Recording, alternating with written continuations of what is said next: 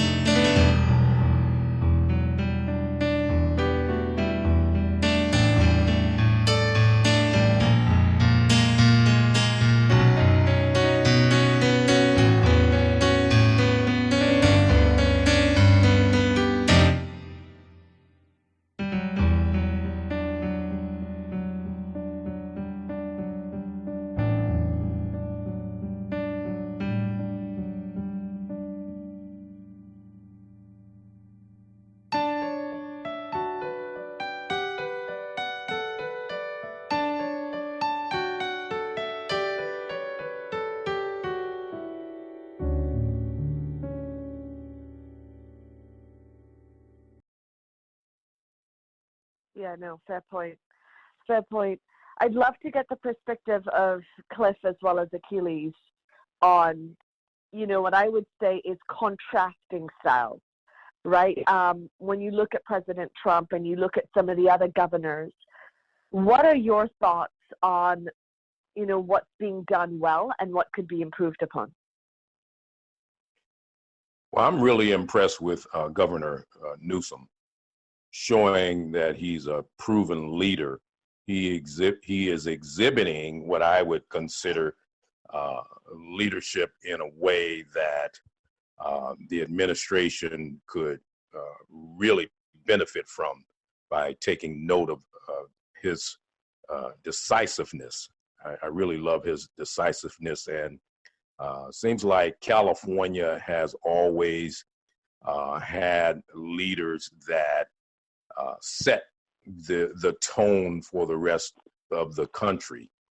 And so with saying that, one of the things that I think, as we had shared earlier, being not only transparent with everyone else, but looking at yourself in the mirror. I think one of the greatest songs that Michael Jackson recorded is Man in the Mirror. And sometimes it's very difficult to look at yourself in the mirror. You want to see all the good looking parts, but when you see the imperfections, we all have that ability to say, I think I still look good, but walking away from that mirror is something that we all tend to deal with and forget what we look like. And so, and especially when you have, the whole United States and the world looking at you, sometimes, it's easier to put on a facade that you're in control when on the inside you're actually crying like a baby. And I can imagine that's what's going through our president's mind, even though when he gets on camera and on the news, he is trying to demonstrate this leadership style that, as Dr. Danley says, he's trying to exude confidence and give people hope, but his approach, needs to be fine-tuned, I guess you could say, going back to my theory about the four strings of a bass guitar being in tune with each other. I think he needs to recognize that he needs to be in tune with all those who are surrounding him that has the expertise that he does not have. Yeah, no, I think that's right. I love the music analogy there, right, Cliff, because I think it ties it together to really say that, we all have to work in concert together to be able to solve this problem. And to your point, I don't think, it's very easy to be a critique without necessarily putting yourself in that person's shoes and appreciating what they must be going through before you get up on stage and speak, and how this is the biggest crisis, I would say, in probably the last, really 100 years for what needs to be resolved as we move forward, right? When you think about a virus hitting a nation, the last one was really the Spanish flu, and that took a total of 4 years for, the countries, the world at that time to overcome.